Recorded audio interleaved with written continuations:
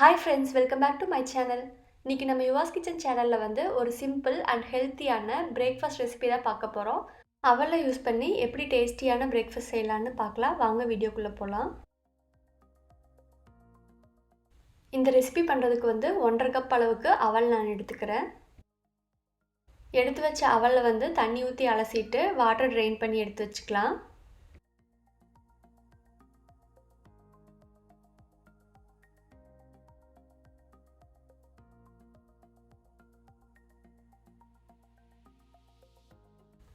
அவலுக்கு தேவையான அளவுக்கு salt add பண்ணி மிக்ஸ் பண்ணி விட்டுக்கலாம். உப்பு ஏகவுமே நல்லா கலங்குற அளவுக்கு மிக்ஸ் பண்ணி விட்டுக்கோங்க.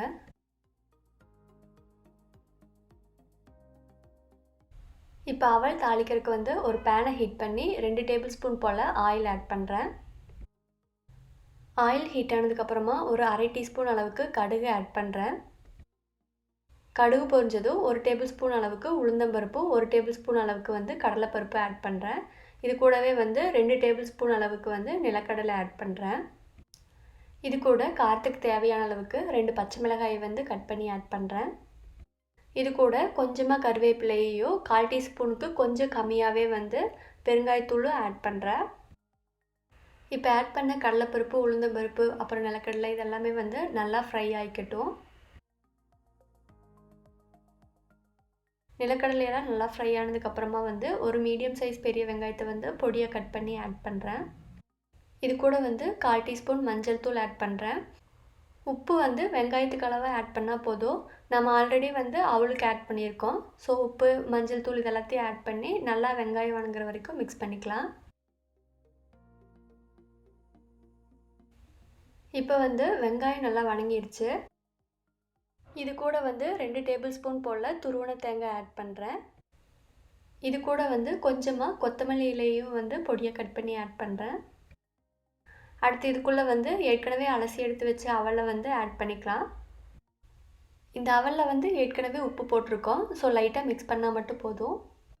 அவல் வந்து உடையாமல் லைட்டாக மிக்ஸ் பண்ணி விடுங்க. மிக்ஸ் பண்ணுறப்ப கேஸ் வந்து லோ ஃப்ளேம்லேயே இருக்கட்டும்.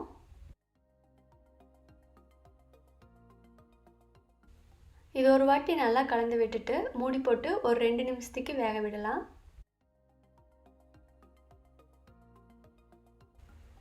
இப்போ நம்மளோட சிம்பிள் அண்ட் டேஸ்டியான அவல் ரெடி ஆகிடுச்சு. உங்களுக்கு வந்து புளிப்பு டேஸ்ட் பிடிக்கும்னா லைட்டாக லெமன் ஜூஸ் ஆட் பண்ணிக்கோங்க. இப்போ கேஸ் ஆஃப் பண்ணிவிட்டு சூடாக சர்வ் பண்ணிடலாம். ஒரு 5 நிமிஷத்துக்குள்ளேயே வந்து அட்டகாசமான ஒரு பிரேக்ஃபாஸ்ட் ரெடி ஆகிடுச்சு. மார்னிங் டெய்லியும் இட்லி, தோசை, சாம்பார் இந்த மாதிரி செய்கிறதுக்கு பதிலாக இந்த மாதிரி குயிக்காக ஒரு இன்ஸ்டண்ட்டான அவல் ரெசிபி செஞ்சு பாருங்கள். உங்களுக்கு இந்த ரெசிபி பிடிச்சிருந்துச்சின்னா வீடியோக்கு ஒரு லைக் போடுங்க. இதே மாதிரி தொடர்ந்து ரெசிபிஸை பார்க்க யுவாஸ் கிச்சன் சேனலை மறக்காமல் சப்ஸ்கிரைப் பண்ணி வச்சுக்கோங்க. தேங்க்ஸ் ஃபார் வாட்சிங். Eat healthy and stay healthy.